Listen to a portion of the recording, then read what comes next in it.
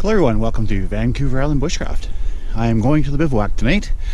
It snowed about, I'd say 2 or 3 inches. Here's a little bit of these are the trees that fell down when we had that windstorm. So we're going to be going along in the snow. It's about -2 right now. In Nanaimo it's +2, so it's about a 4-degree differential around there. So it says it's going to be -5 in Nanaimo, so I guess it'll be around -9. I got my sleeping bag and the same thing I brought last time, and that's pretty much it for warmth. But I think it's going to be fine. I'm testing the limits of that. I hate to say it, sleep system. I don't know why it's called that, but it's just beautiful out here. The trees are all full of snow.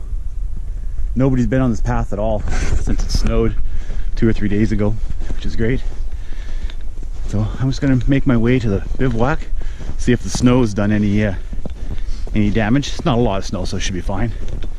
And I think my first priority is going to be to get a really large amount of firewood, because that's going to make the difference tonight. I think if for some reason my sleeping bag can't cut the cold, I'm going to have to make sure that I'm by the fire, of course. So just making sure.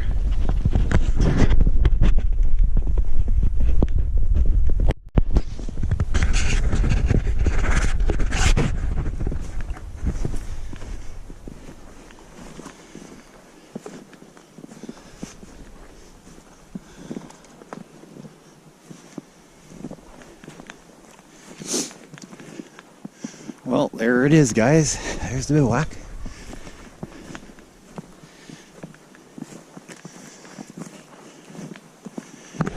Is the stream frozen? That's what I'm wondering. And it's not. Nice, clear, cold water. That's excellent.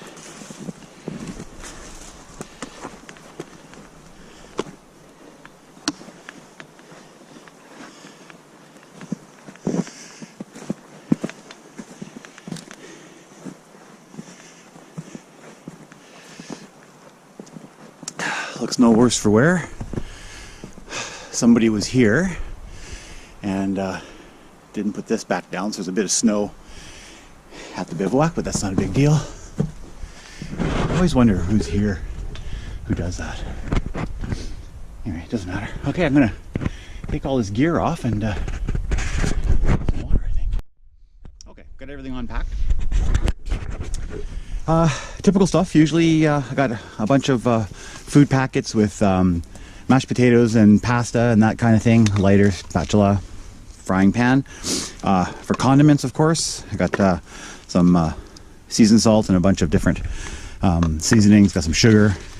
Of course, the Montana's hand wipes. I got 2 or 3 of these hand warmers. They're going to be really handy tonight. I'm going to put them in my socks and when I'm going to bed, so I'll be nice and toasty warm. I brought 2 silky saws. I got the this one here is the Big Boy Silky folding to Big Boy 2000, and I got the Katana Boy 500 too. I'm going to use that to chop the tree down, and this one here to get it into parts.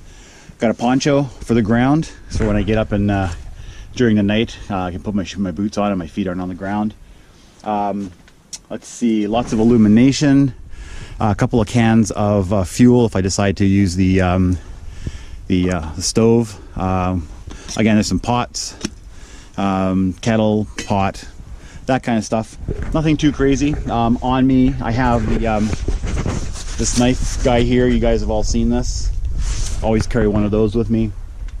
Clothing wise, I got just the Carhartts and some merino wool long johns, my regular hiking boots. Well, they're tall, and then basically a shirt, a wool sweater, combat sweater, an inner for the jacket, and an outer. And I can use my shemagh if I need to, and of course my gloves. So that's pretty much all I brought. It's basically exactly the same thing as I always brought. I didn't bring any steaks this time. I didn't bring any beer. I just left. I wanted to get out here and just relax, and I didn't bother getting that stuff. But I have lots to eat, love water to drink, and it'll be good. So next thing on the list is to get some wood. So we're gonna get the old katana boy here and find myself a dead standing so I can chop that sucker up and get some firewood, because if I don't have firewood, I am not going to be a happy camper tonight. Okay, got a pretty good dead standing. It's going to be about 4 inches or so, and it went all the way down there. And what I've done is I propped it up on this tree so it can't go back and forth with the branches, and so I'm able to cut waist height, and I'm just cutting them all like right here, and then I'll go to the bivouac and cut them. So it actually turned out really well. I can do everything waist height. The piece of wood is solid, it's not moving back and forth, so that should be, with this piece of wood here, and maybe one more should be enough, I think, for a very cold night. Okay, so this is where I'm at right now. I got this pile here, and then I had to cut the tree in two, bring it over here and cut it where I normally cut it, because now it's starting to move because it was too short. I grabbed the branches. That'll get the fire going. There's lots of branches around here. And I just cut down another one. That was an alder, by the way. And this one here, this is a Douglas fir. And this is the thickness that I'm going to be cutting out. And it goes all the way over here. And then that piece that goes all the way up there. So those two pieces give me plenty of wood tonight. One coniferous, one deciduous. The coniferous, the Douglas fir, burns way hotter, but the alder, it'll burn a lot longer. So okay, well, I'm gonna spend the next probably hour, 2 hours bucking this into pieces, and then taking the axe and chopping those pieces into quarters. I'm gonna be busy for a little bit. Just giving you a little update as to what we're doing here. All right, so I've got most of it done. I got some branches. I got the small little ones here, and then the larger ones. And we want to make sure, of course, that we put some dry wood on the bottom there when we start the fire. I'm going to be starting it with a ferro rod and fat wood with my knife. And then I got quite a good pile of wood here. That should last for the night. If it doesn't, I got a huge pile over there that I did not feel like doing, so it's all going to stay nice and dry under the tarp, and there for next time if I don't need it. And if I need it, I can just go ahead and do my thing. So why don't we get a fire going here. All right.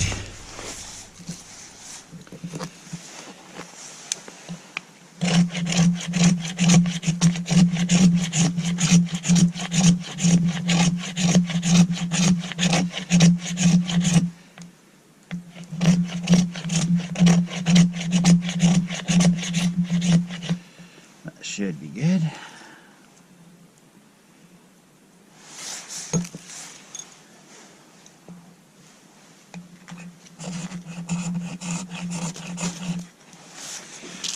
There we go. And we'll put the sticks on.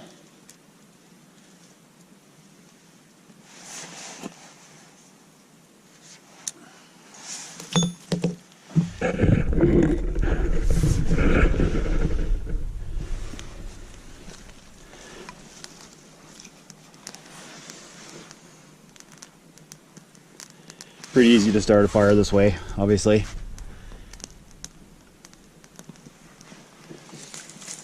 And then we'll pile on the big sticks.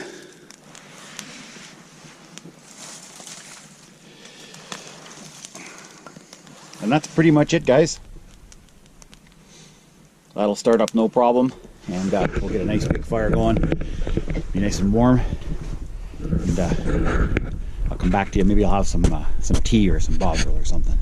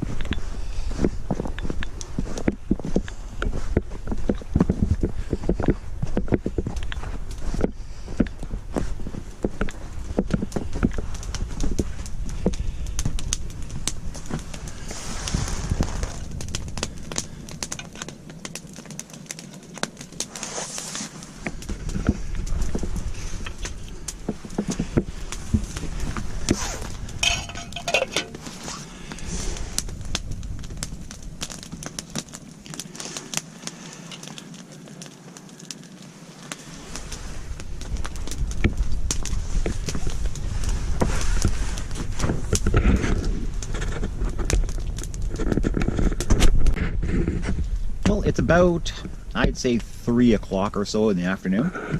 I'm enjoying a pot of mashed potatoes. I did it with the stove up there. This was a little bit quicker. So just getting nice and warm with the mashed potatoes. Fire's doing good. No issues with that at all. And we got some boiling water ready to go. Excuse me, for coffee or bovril or whatever I want. Maybe some cedar tea. And I'm feeding one of the logs in. As you can see, there's the log, and I'm feeding that into the fire. I think I'll put another one and feed that in as well. It saves on my cut firewood, and it's not a big deal to do. So I'm just relaxing. It's getting pretty cold. It's I think it's like at 3 o'clock. It's supposed to be -4 at 5. So probably about -3 or -4 now here. I got the schmog on my neck, and that basically insulates your upper body. It's like, as Morris Kohansky would say, it's like wearing another sweater. He always says that. So I'm going to finish up my mashed potatoes and just relax by the fire. It's nice and warm. I put the side down of the tarp for the bivouac, and that is insulating the heat. So it's the heat in here. It's probably I don't know, probably +9, +10. It's not freezing in here anymore. Everything's melting on the tarps, and it's all going good. Well, the sun is going down. There it's not anymore. And so it's about, I guess it's around 5:30, because it gets dark at around 6. So it's starting to get a little bit darker. And I've been feeding the fire with the large logs, and I've inadvertently turned it into a Siberian log fire. I've got the 2 big logs on the top there, and what I'm doing is I'm cutting small sticks here, and I'm feeding them into the bottom, and it's keeping these 2 logs on fire, and a significant amount of heat, probably 3 times the amount of heat as just the normal fire.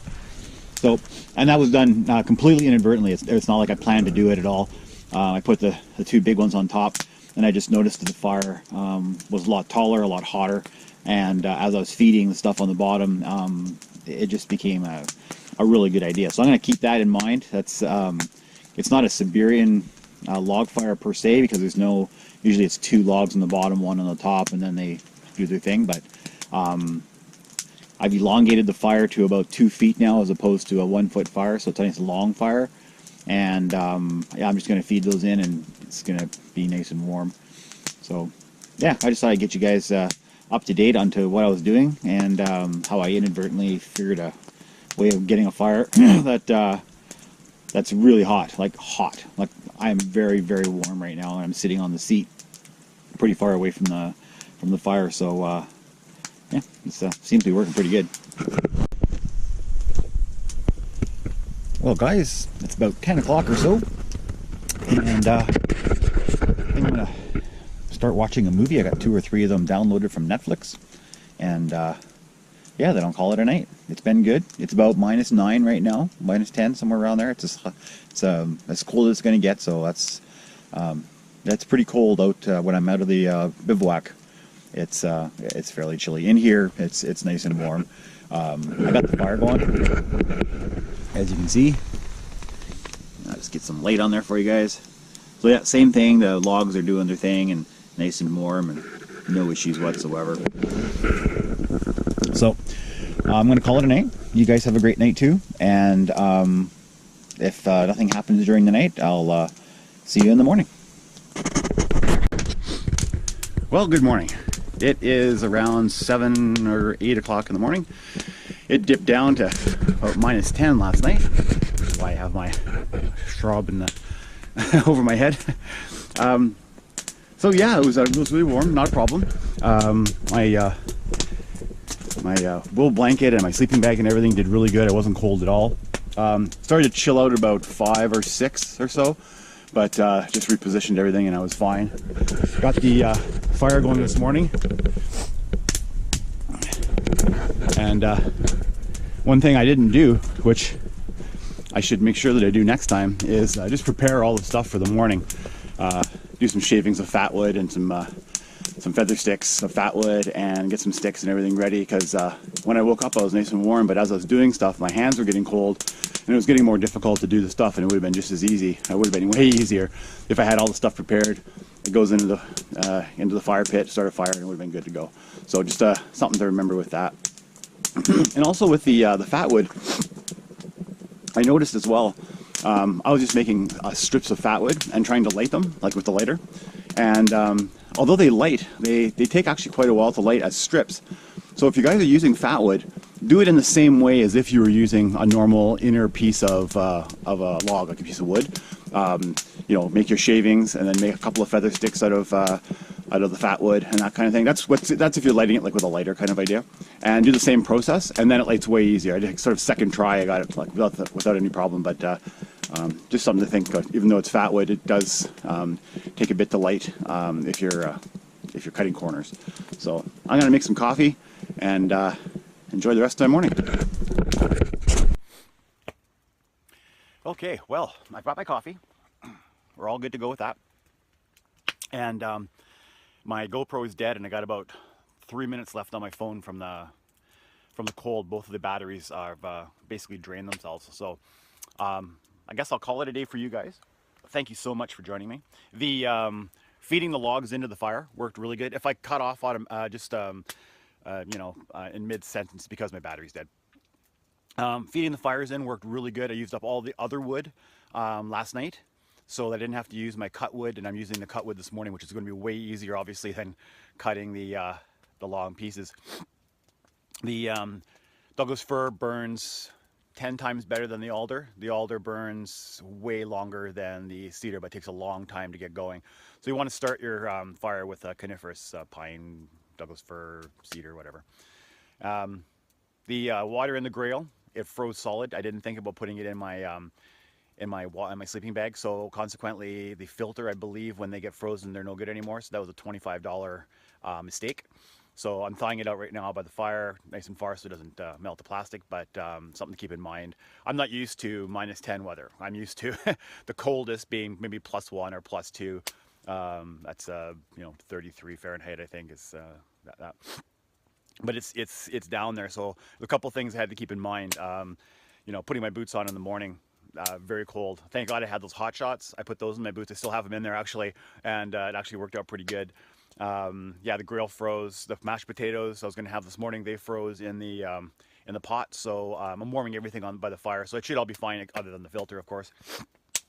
The IsoPro fuel works, but very low pressure. That other stove that I bought, I should have brought that because it uses kerosene or whatever, and it wouldn't have been a problem. I got to remember that next time I'm in the cold. What else was there that was adverse with the cold?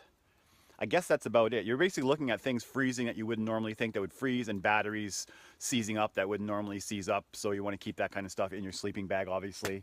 The stove, definitely a solid, or a fuel stove as opposed to an IsoPro or something like that.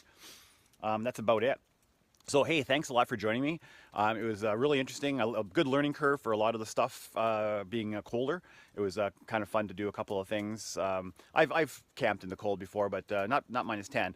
That's unusual for Vancouver Island. Those of you in the east, you're thinking, oh yeah, -10, poor boy. I get it. I know it goes to -20, -30. But yeah, good learning curves. A couple things I'm going to keep in mind next time. And that's what it's all about. Come to the bivouac, learn a bunch of stuff. Hopefully I teach you guys a bunch of stuff. And it's just one big learning curve. So you guys take care. And thanks for joining me on my Arctic expedition. I know, it's only -10. And you guys have a great day. Thanks for subbing, sharing, and liking. And if you haven't subbed, please do so. You guys have a great morning. Talk to you later.